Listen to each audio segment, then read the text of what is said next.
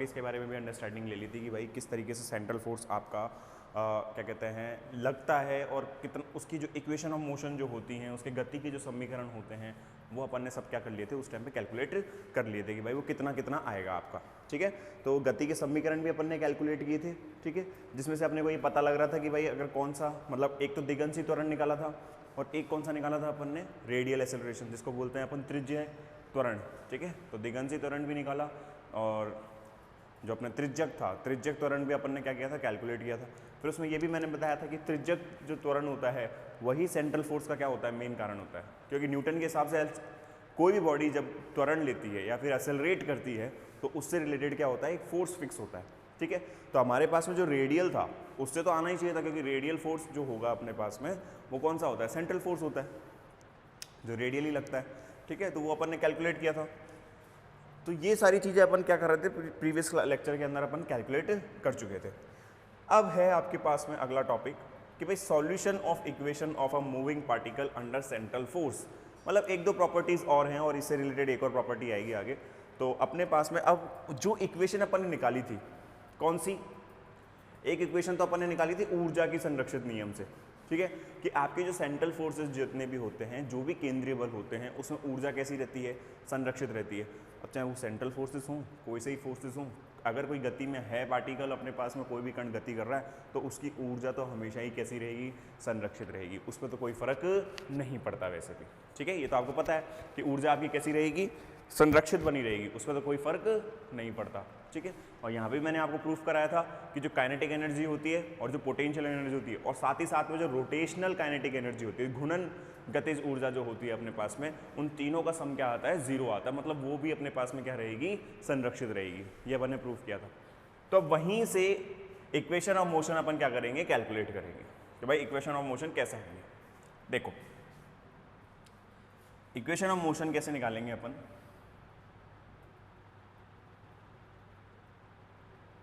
Equation of motion कैसे निकालेंगे, देखो ध्यान दो।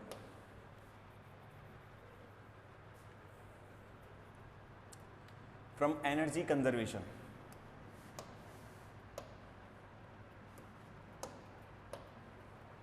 फ्रॉम एनर्जी कंजर्वेशन, ऊर्जा संरक्षण के नियम से,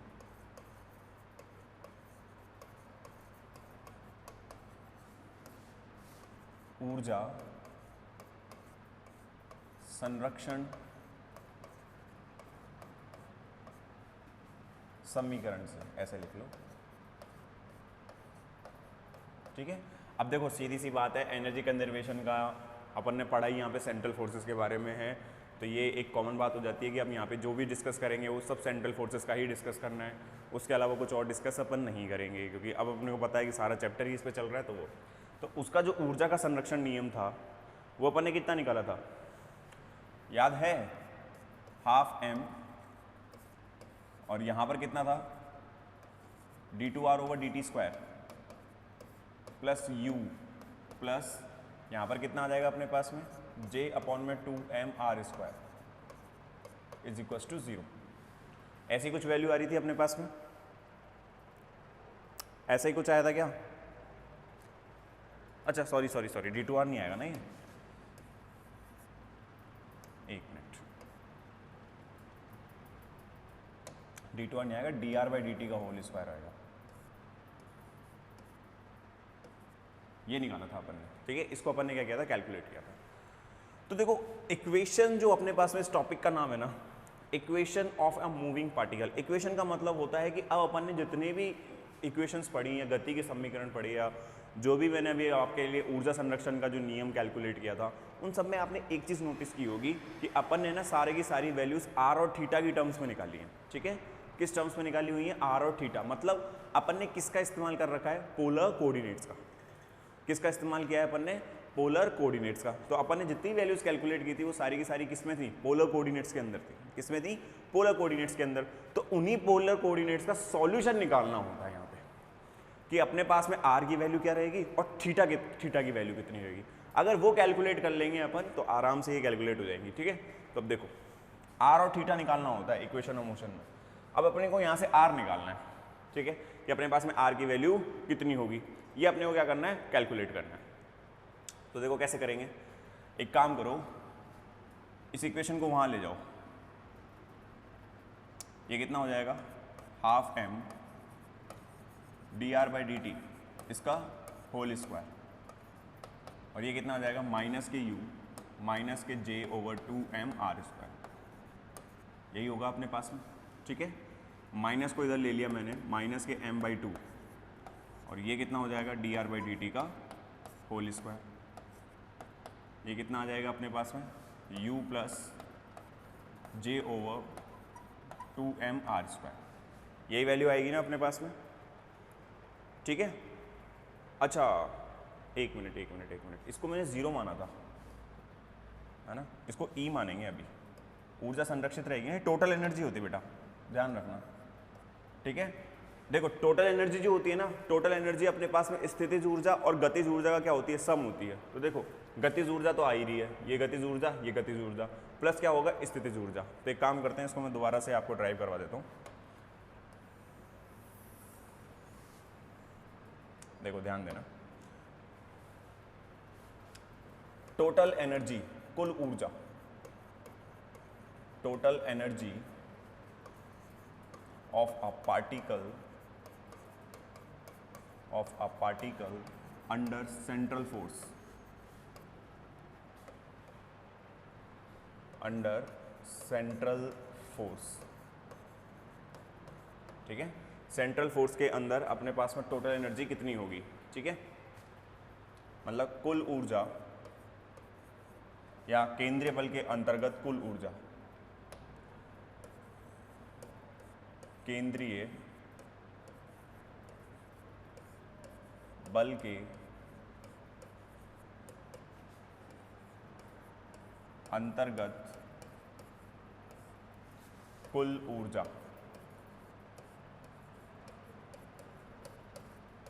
है ना, केंद्रीय बल के अंतर्गत कुल ऊर्जा। तो देखो कितनी होगी, E बराबर हो जाएगा अपने पास में half M D R by D T इसका whole square plus U plus J square over 2m are square.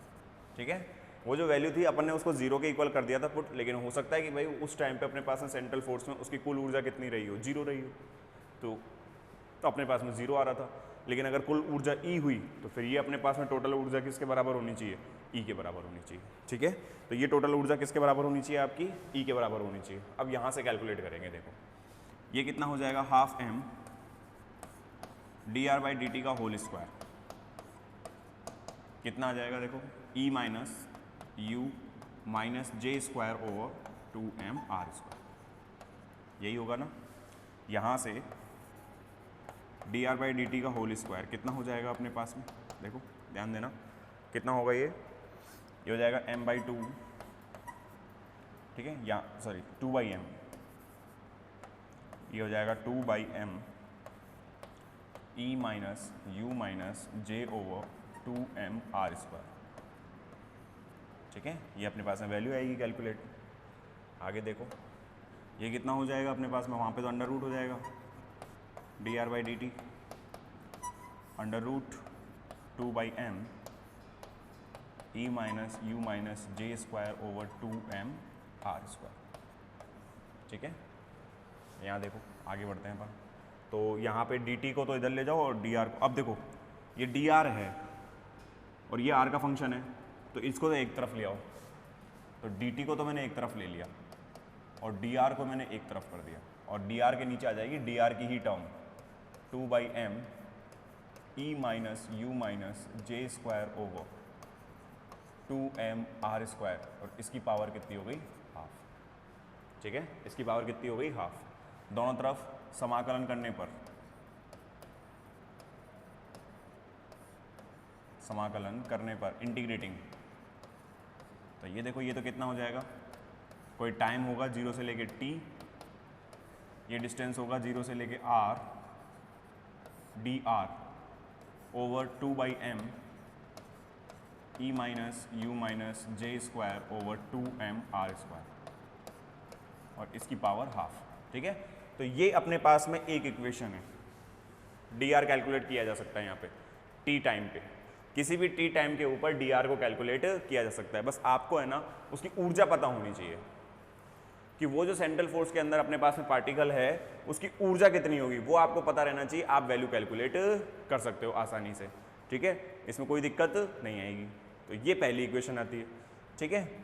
दूसरी इक्वेशन देखो, दूसरी इक्वेशन कहाँ से कैलकुलेट करेंगे अपन? दूसरी इक्वेशन कैलकुलेट करेंगे अपन कोणीय संवेग की परिभाषा से। कोणीय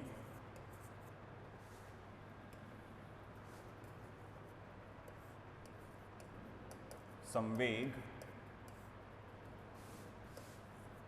की परिभाषा से,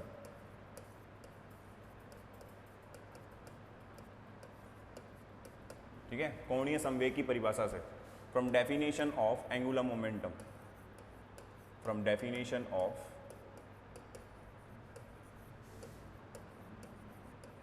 एंगुलर मोमेंटम।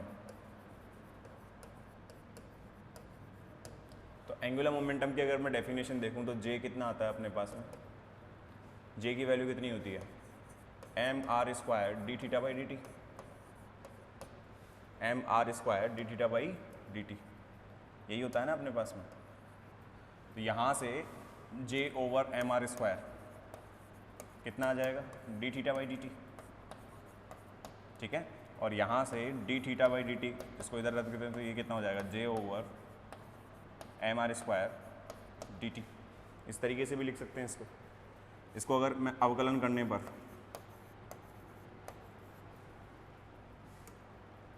अवकल नहीं समाकलन करने पर, सॉरी, समाकलन करने पर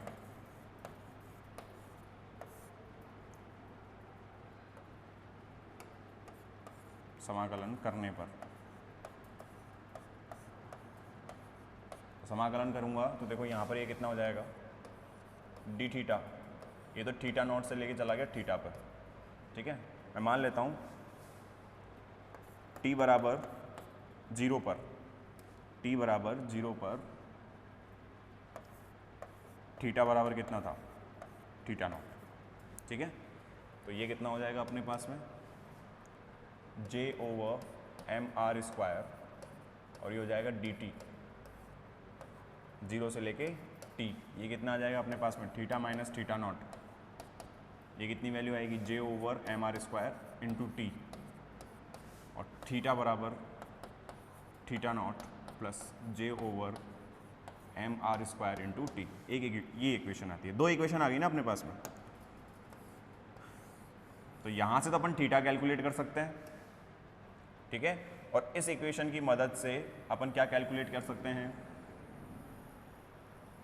आर कैलकुलेट कर सकते हैं, ठीक है। आर कैलकुलेट किया जा सकता है कि भाई यहाँ पर अपने पास में आर कितना रहा होगा, ठीक है। तो यहाँ से आर कैलकुलेट कर सकते हैं और वहाँ से अपन क्या कर सकते हैं? थीटा कैलकुलेट कर सकते हैं। ये दोनों जो इक्वेशंस होती हैं, ये दोनों इक्वेशन ही अपने लिए क्या कहलाती हैं? ये दोनों इक्वेशन क्या कहलाती हैं अपने लिए? इक्वेशन ऑफ, जो अपन ने वो टॉपिक पढ़ा था ना, equation of a moving particle, ठीक है।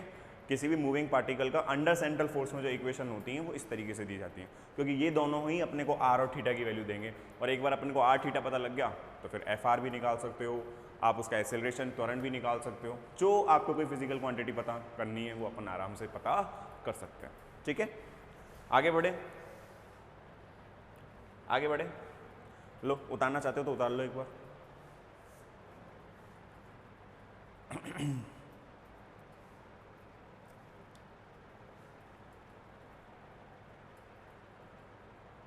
ये लो, ये पहली है, ध्यान रखना, ठीक है। ये फर्स्ट है, वो सेकंड है।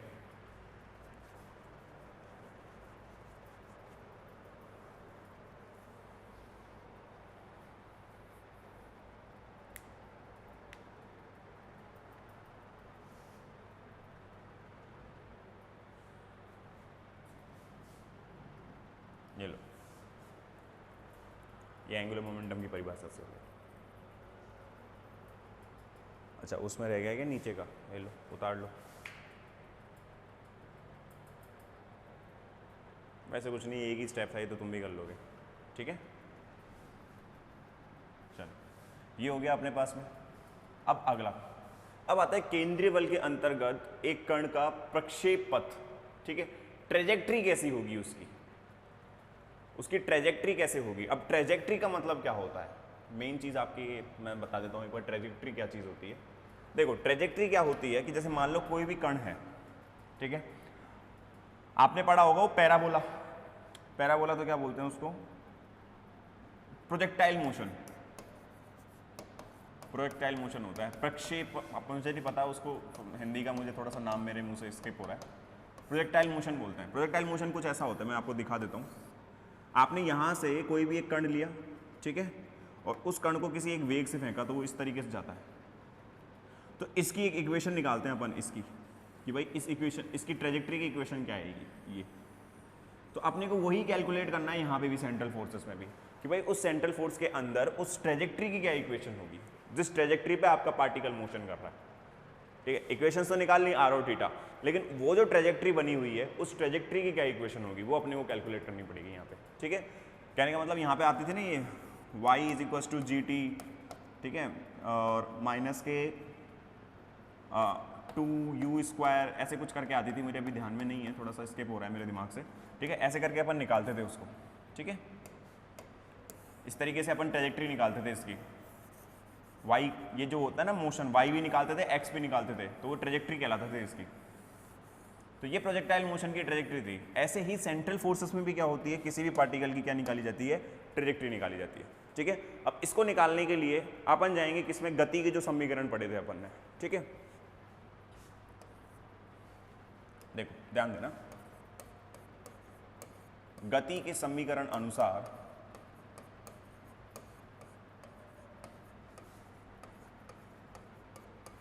गति के समीकरण अनुसार, तो गति के समीकरण अनुसार मैंने दो समीकरण कराए थे वहां पे। पहला तो कौन सा था, ये m, और यहाँ पे था d2r over dt square minus के r d theta by dt इसका होल स्क्वायर, और इसकी वैल्यू किसके बराबर थी, fr के, ठीक है, और a को 0 के बराबर आ रही थी। बात अपनी यहीं से बन जाएगी, ठीक है। देखो फ्रॉम इक्वेशन ऑफ मोशन ऐसे लिख लेना, from equation of motion, English में लिखना है ना, फ्रॉम इक्वेशन ऑफ मोशन। तो इक्वेशन ऑफ मोशन से अपन करें तो ये देखो कितना होगा। अब ये तो अपने को पता है, अब इसमें थोड़ा सा मॉडिफिकेशन करना पड़ेगा। क्या कि जो j होता है आपका वो कितना होता है, m are square d theta by D t, ठीक है, m are square d theta by D t, ठीक है, यही अपने पास में आया था, m are square d theta by D t. यहाँ से j कितना आ जाएगा अपने पास में, यहाँ से देखो, यहाँ से अपने पास में d theta by D t की वैल्यू कितनी आएगी, j over M R square, यही वैल्यू होगी ना अपने लिए, तो j over M R square. आगे फर्दर मैं इसको कैलकुलेट करूँ तो देखो इसको मैं ऐसे लिख सकता हूँ ना, d बाई डी टी, ये थीटा को मैंने अलग ले लिया, और ये j over M R square, इसको क्या लिख सकता हूँ मैं, d बाई डी थीटा, भाई d theta by D theta तो कैंसिल हो जाएगा ना, इसको मैंने दोनों तरफ ऊपर नीचे डी थीटा से मल्टीप्लाई कर दिया, इसको अलग कर दिया। कंपेयर करूँ, तुलना करने पर आपका जो d बाई डी टी है ये किसके बराबर आना चाहिए, इसको समीकरण 1 देता ना, ये किसके बराबर आना चाहिए, j over M R square, इसकी वैल्यू इसके बराबर आनी चाहिए थी, और ये कितना हो जाएगा, d by D theta. Theta theta से अपन ने इसको क्या कर दिया, कैंसिल कर दिया। बेटा ये ऑपरेटर कहलाता है, ये सेकंड इक्वेशन हो गई, और इसको बोलते हैं दिस इज ऑपरेटर फॉर्म, ठीक है, this is operator form. Operator मतलब यहाँ पे देखो अपने पास में ऑपरेटर है, ये हिंदी में बोलते हैं इसको संकारक,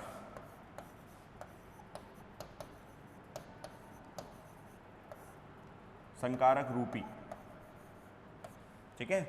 ये अपने पास में d बाई डी टी है, ठीक है, संकारक बोला जाता है ऑपरेटर को।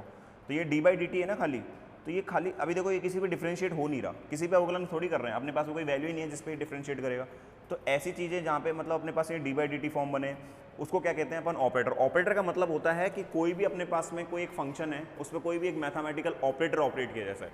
जैसे 2 + 2 4 होता है, तो 2 में 2 को जोड़ा तो 4 बना। अब जोड़ने का एक साइन आता है प्लस, अपने को दिमाग में छपा हुआ होता है कि भाई अगर मैं उसमें प्लस कर दूंगा 2 + 2 तो वो 4 ही आएगा, लेकिन मैं वहीं पे प्लस को हटा दूं, माइनस लगा दूं, तो अब 2 - 2 4 रहेगा क्या? नहीं। अब तुम्हारे दिमाग में आ जाएगा कि 2 - 2 कितना हो गया? 0। तो ये प्लस माइनस ये सारे जो होते हैं अपने पास में ऑपरेटर्स कहलाते हैं मैथमेटिक्स के अंदर, ठीक है। तो उन्हीं में एक ये भी ऑपरेटर होता है कि भाई इसको अगर किसी फंक्शन पे ऑपरेट कराओगे, किसी फलन पे संकारक को क्या करोगे? ऑपरेट कराओगे, ठीक है, तो उसकी वैल्यू चेंज हो जाएगी। ऑब्वियस बात है, वैल्यू तो चेंज होगी। डिफरेंशिएट करोगे किसी भी वैल्यू का तो उसकी वैल्यू तो वो थोड़ी रहेगी जो पहले वाली थी, उसकी कुछ छोटी वैल्यू आ जाएगी अपने पास में, ठीक है। तो ये दूसरा समीकरण हो गया। तो एक बार बताओ, आगे मैं चलूँ, यहीं पे लिख देता हूँ मैं, या आगे इसमें देख लेते हैं अभी। एक बात बताना, अभी अपन ने 2 समीकरण निकाल लिए, अभी एक चीज़ देखना, ध्यान देना। जो अपने पास में डी बाई डी टी था, ये कितना आ रहा है? J/mr² D by D theta. तो एक बार बताओ, डी बाई डी टी में 2 बार कर दूँ इस तरीके से, तो इसकी वैल्यू कितनी हो जाएगी? J/mr² D by D theta, और अंदर भी मल्टीप्लाई में आ जाएगा J/mr² D by D theta. यही आएगा अपने पास में, ये समीकरण तीसरा, ठीक है। तो समीकरण 1 व 3 से, समीकरण 1 व 3 से देखो क्या कहना चाह रहा हूँ। समीकरण जो पहला था आपका वो कितना था? m। यहाँ पर आ रहा है d2r/dt, मैं उसको ऐसे लिख सकता हूँ d/dt, d/dt, यहाँ पर r को इसको ऑपरेट किया dr/dt, dr/dt का दोबारा डिफरेंशिएट करोगे d2r/dt बनेगा वो, ठीक है। और यहाँ पर कितना आ रहा था अपने पास में? r dθ/dt और इसका होल स्क्वायर, और यहाँ पर कितना आ रहा था? ये fr, यही वैल्यू थी अपने पास में। ये कितना हो जाएगा? m। अब d/dt की जगह तो ये रख दो, ये कितना आ जाएगा? J/mr² d/dθ, J/mr² d/dθ, और ये r इस पे ऑपरेट करा दिया मैंने अंदर, ठीक है। माइनस के r dθ/dt इसका होल स्क्वायर, सही है ना। एक काम करो, इसको भी चेंज ही कर लो। dθ/dt की वैल्यू कितनी हो जाएगी? निकाली थी अपन ने, J/mr² होता है, ठीक है, और उसका क्या आ जाएगा? होल स्क्वायर, और ये कितना हो जाएगा? fr, यही वैल्यू आएगी। फर्दर मूव करूं, एक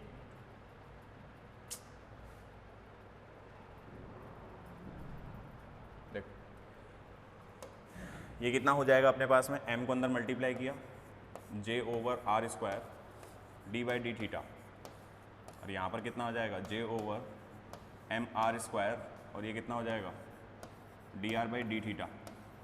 यहाँ पर कितना आ जाएगा? mr, और इसकी वैल्यू कितनी हो जाएगी? J²/m²r⁴, और ये कितना आ जाएगा अपने पास में? fr, ठीक है। इस m से एक m कैंसिल हो जाएगा ये अपने पास में। तो एक काम करो ना, सीधा यहीं पे कैंसिल करके लिख देता हूँ ना मैं, क्यों अपने अगले स्टेप में उड़ाएं इसको, ठीक है। ये अपने पास में इक्वेशन बनेगी, ये इक्वेशन यहाँ तक ड्राइव होगी अपने पास में। एक मिनट रुको, मैं एक बार चेक कर लेता हूँ, वेरीफाई कर लेता हूँ कि भाई इक्वेशन सही चल रही है क्या। भाई अपने पास में ये dr/dt आ गया ना, मल्टीप्लाई कर लिया इसको, तो J/mr², ठीक है। हाँ, तो अब अपने पास में देखो क्या बचा। अब इसमें से J/m तो बाहर आ जाएगा, तो ये तो J/m को तो मैंने बाहर ले लिया, क्योंकि J भी कांस्टेंट है, m भी कांस्टेंट है। r कांस्टेंट नहीं है, क्योंकि देखो r पे ऑपरेट होगा ये d/dθ, यहाँ पे dr/dθ आ रहा है, तो ये d/dθ इस पे ऑपरेट हो जाएगा, तो ये तो कितना हो जाएगा? J/m, ठीक है। और ये आ गया r², ये तो बाहर पड़ा है, इस वाले r पे नहीं, अंदर वाले r की बात कर रहा हूँ। तो ये कितना हो जाएगा? d/dθ 1/r², और ये कितना आ जाएगा? dr/dθ। यह आ जाएगा माइनस के r जे स्क्वायर ओवर, अच्छा एक आर से ये भी तो कैंसिल हो गया, एम आर क्यूब, ठीक है। और ये कितना आ गया अपने पास में एफ आर, यही वैल्यू आएगी। फर्दर मैं मूव करता हूँ इसको आगे, तो देखो ये कितना आया था, ये अपने पास में आ रहा है J over M R square, ठीक है, J over M R square और D theta by D T, इसको मैं अलग से लिख लेता हूँ एक बार, D by D theta 1 by R square D are by D theta और minus K J over M R cube, J square over M R cube और ये एफ आर, यही वैल्यू आ रही होगी। यहाँ भी जे स्क्वायर है, एक मिनट, ठीक है। चलो आगे देखो, प्रोसीड करते हैं इसको। इसमें क्या चेंजेस कर सकते हैं, सिंस अगर मैं 1 बाई आर का डिफ्रेंशिएट करूँ डी बाई डी थीटा से, तो ये कितना होगा, देखो ये आ जाएगा minus k 1 by R square और ये कितना हो जाएगा डी टू आर ओवर या D R by D theta, D R by D theta, यही हो जाएगा अपने पास में। तो इसको अपन चेंज करके यहाँ लिख सकते हैं, ये देखो ये रखी हुई है टर्म, तो ये अपने पास में माइनस टाइम्स आ जाएगी, तो अपने पास में जे ओवर एम आर स्क्वायर, ये कितना हो जाएगा, देखो ये या तो आ गया डी बाई डी थीटा, इसकी जगह वैल्यू आ जाएगी माइनस के d by D theta of 1 by r, यही रहेगा अपने पास में। आगे चलें, ये आ जाएगा माइनस के जे स्क्वायर ओवर, यहाँ पर अपने पास में ये कितना बचा एम आर क्यूब और ये कितना आ गया एफ आर।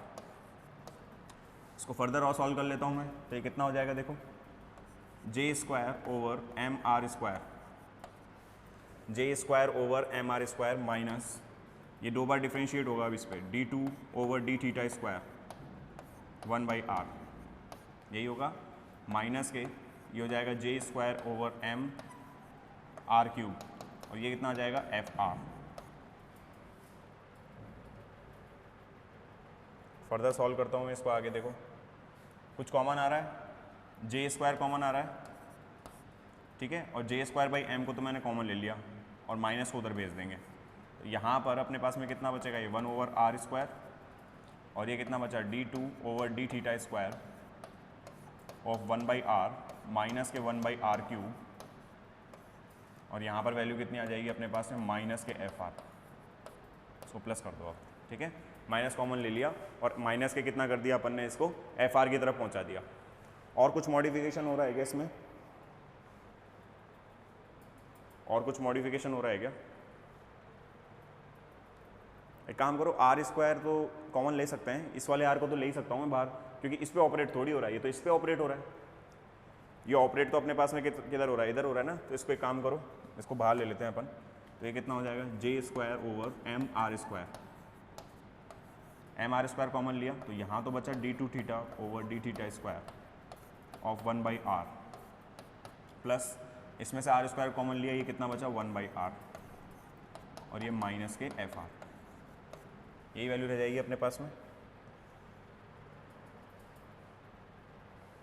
इसको फर्दर सॉल्व कर लेते हैं और ये कितना हो जाएगा, देखो माना u इज इक्वल टू कितना है अपने पास में 1 बाई आर, देखो u is equal to 1 by R ही आता है लगभग केसेस में, क्योंकि सेंट्रल फोर्सेस के जितने भी लगभग केस होते हैं उसमें जो स्थितिज ऊर्जा होती है अपने पास में वो लगभग किस पे प्रोपोर्शनल होती है 1 बाई आर के। तो इसको ईजी फॉर्म में लेने के लिए अपन कितना ले लेते हैं 1 बाई आर, हो सकता है 1 बाई आर स्क्वायर का तो बहुत रेयर चांस होते हैं, पोटेंशियल में जो अपने पास में सेंट्रल फोर्सेस जो होते हैं, केंद्रीय बल के अंदर जो स्थितिज ऊर्जा होती है उसमें जो फॉर्म बनती है 1 बाई आर की आती है। जैसे गुरुत्वाकर्षण की बल की बात करता हूँ तो वहाँ पे जो पोटेंशियल आता था, स्थितिज ऊर्जा निकालते थे तो कितनी आती थी, जी m1 m2 ओवर आर, ठीक है, जी m1 m2 ओवर आर, वहाँ पे निकालते थे k q1 q2 over r. तो पोटेंशियल एनर्जी लगभग जो अपने पास में होती हैं, जितनी भी सेंट्रल फोर्सेस की होती हैं वो लगभग कितनी आती है 1 अपॉन में आर, ठीक है, तो ये अपन ने मान लिया 1 अपॉन में आर। तो ये कितना हो जाएगा, देखो आगे, अच्छा यहाँ जगह नहीं है, ये दूसरा टॉपिक है, यही देख लेते हैं ना। अगर मैं इसको 1/r मानता हूँ तो देखो ये कितना होगा,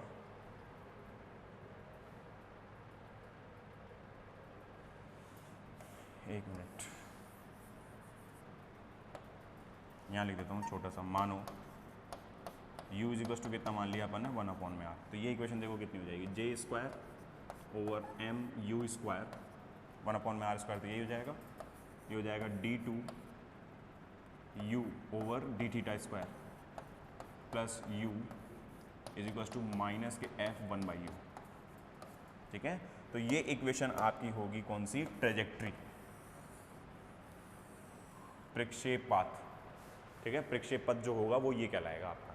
ठीक है, अब अपने को u बता देगा वो कि u कितना है, u की वैल्यूज को अपन को क्या रखना है, इधर रखना है, और अपन उसका क्या निकाल सकते हैं, ट्रेजेक्ट्री निकाल सकते हैं कि उस इक्वेशन की पाथ कितना है। ठीक है, उस इक्वेशन की जो मतलब पथ है ना, उसका समीकरण कितना आएगा वो अपन यहाँ से कैलकुलेट कर सकते हैं। फोर्स पता होना चाहिए, u पता होना चाहिए बस। ठीक है, बाकी सारी वैल्यूज अपने आप कैलकुलेट हो जाएंगे।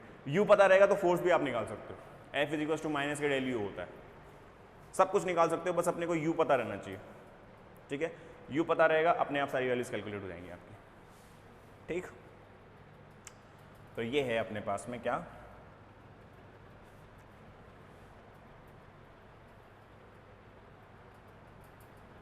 अब आप उतारना चाहो तो उतार सकते हो।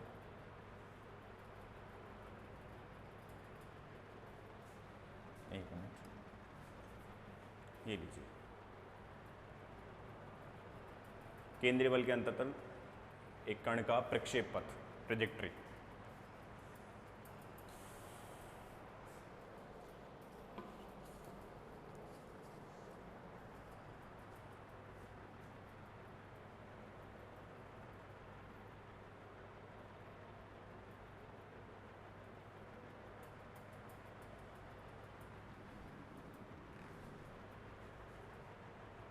ये लीजिए,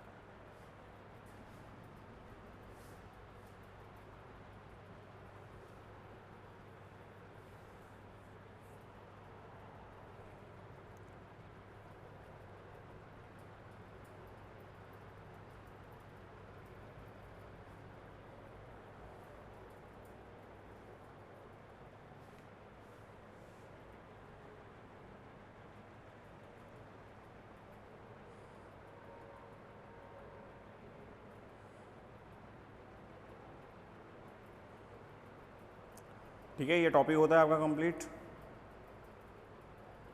ये टॉपिक आपका क्या होता है, कंप्लीट होता है अब। तो देखो एक चीज़ और आती है इसमें, इसी टॉपिक में है हल्का सा। ठीक है, ऊर्जा कर्व। ठीक है, ऊर्जा का कर्व, या फिर उसको बोला जाता है अपने पास में एनर्जी कर्व। क्या बोलते हैं, एनर्जी कर्व, ऊर्जा वक्र, जो भी आप बोलना चाहो, ऊर्जा का वक्र या ग्राफ है, जो भी आएगा इस तरीके से अपने पास में।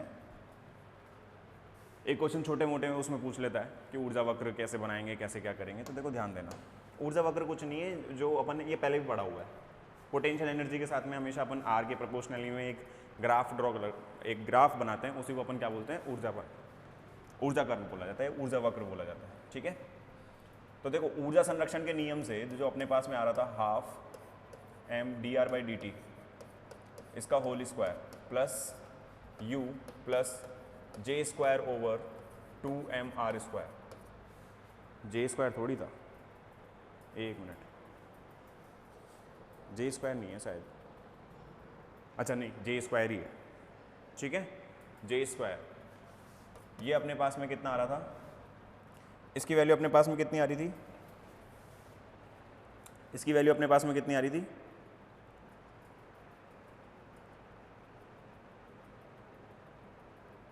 जीरो।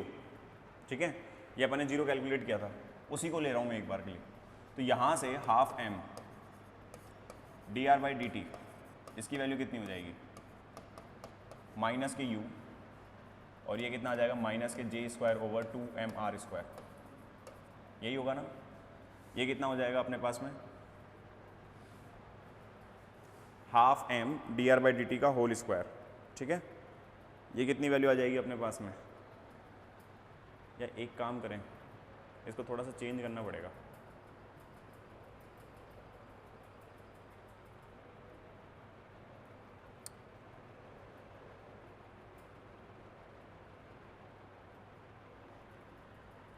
इस टॉपिक को थोड़ा सा मेरे हिसाब से मॉडिफाई होगा ये टॉपिक। यहाँ पर ना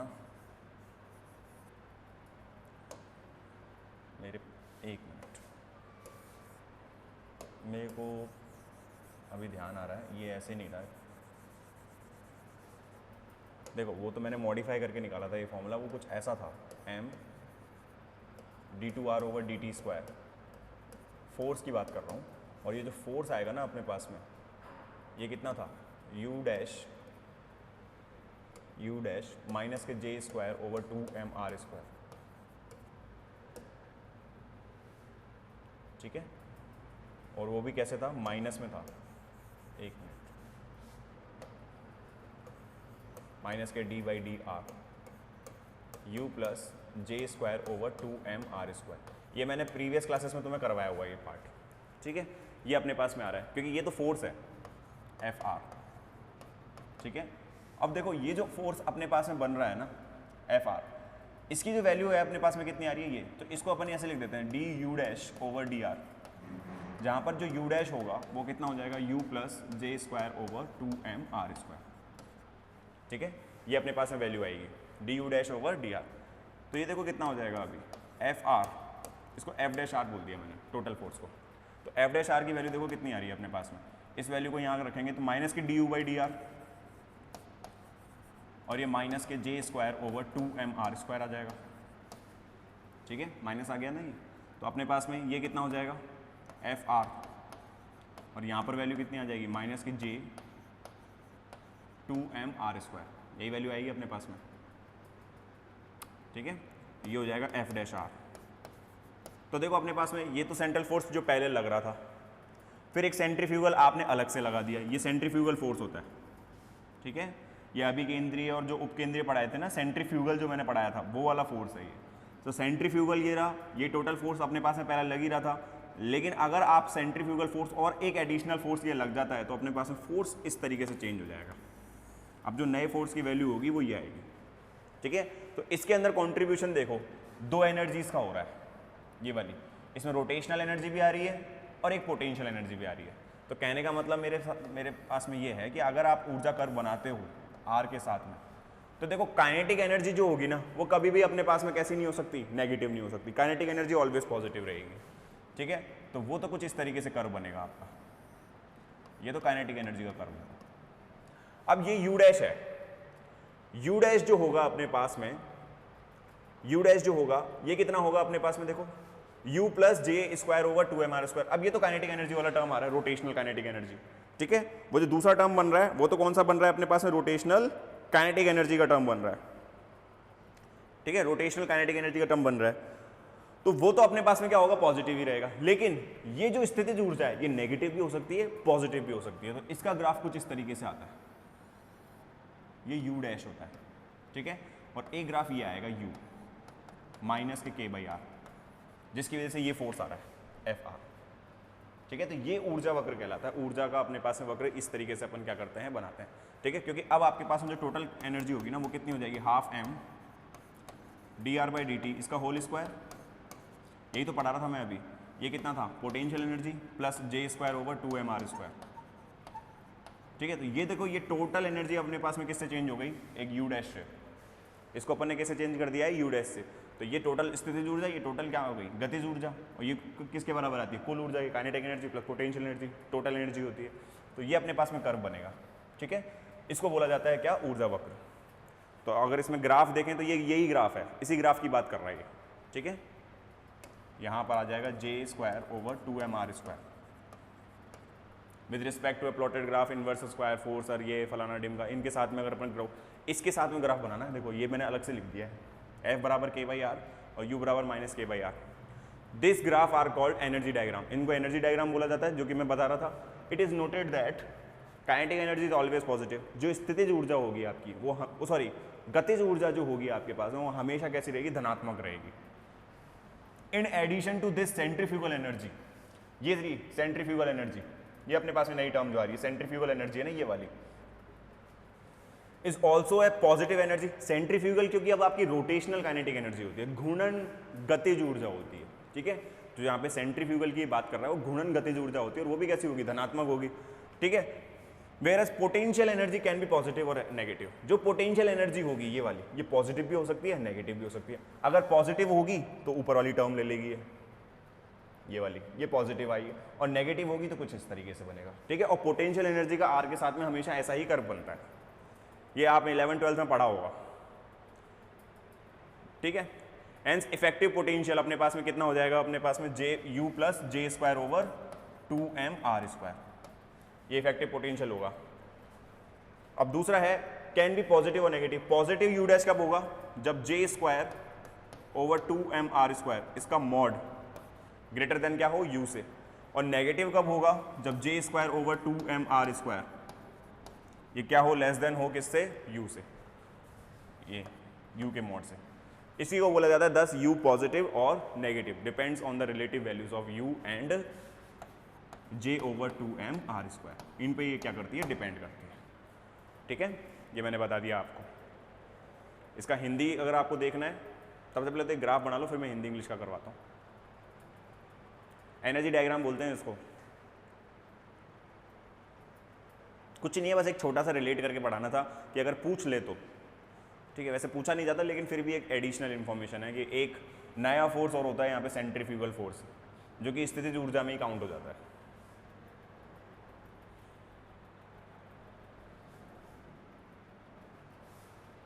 इंग्लिश वाले लिख लो फटाफट से।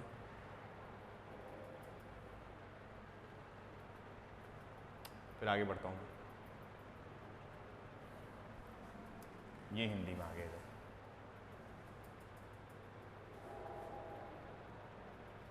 ये इधर आ जाएगा जे स्क्वायर ओवर 2m/r² का ग्राफ इन, तो एक सकारात्मक ऊर्जा है, जबकि स्थितिज ऊर्जा यहाँ पर आ जाएगा ये जे स्क्वायर ओवर 2m/r²। यहाँ पे आ जाएगा ये जे स्क्वायर ओवर, मैंने ये बता दिया, स्थितिज ऊर्जा हमेशा पॉजिटिव रहेगी आपकी। स्थितिज ऊर्जा जो होगी वो हमेशा कैसी रहेगी, पॉजिटिव रहेगी। गुणन स्थितिज ऊर्जा भी आपकी कैसी रहेगी, पॉजिटिव रहेगी। लेकिन जो गुणन गतिज ऊर्जा और जो गतिज ऊर्जा होगी वो हमेशा धनात्मक रहेगी आपकी, पॉजिटिव रहेगी काइनेटिक एनर्जी तो। लेकिन जो पोटेंशियल एनर्जी होती है, स्थितिज ऊर्जा जो होती है, वो पॉजिटिव भी हो सकती है और कैसी हो सकती है, नेगेटिव हो सकती है। इसीलिए उसका ग्राफ कुछ इस तरीके से बन रहा है अपने पास में, इसीलिए उसका ग्राफ कैसा बन रहा है, ये इस तरीके से बन रहा है। तो ये टॉपिक आपका होता है एंड। अब अगले टॉपिक के अंदर कैप्लर्स लॉ के बारे में पढ़ेंगे, क्योंकि कैप्लर्स भी कंजर्वेटिव लॉ को फॉलो करते हैं, ठीक है। तो कैप्लर्स लॉ के बारे में स्टडी करेंगे। राधे राधे।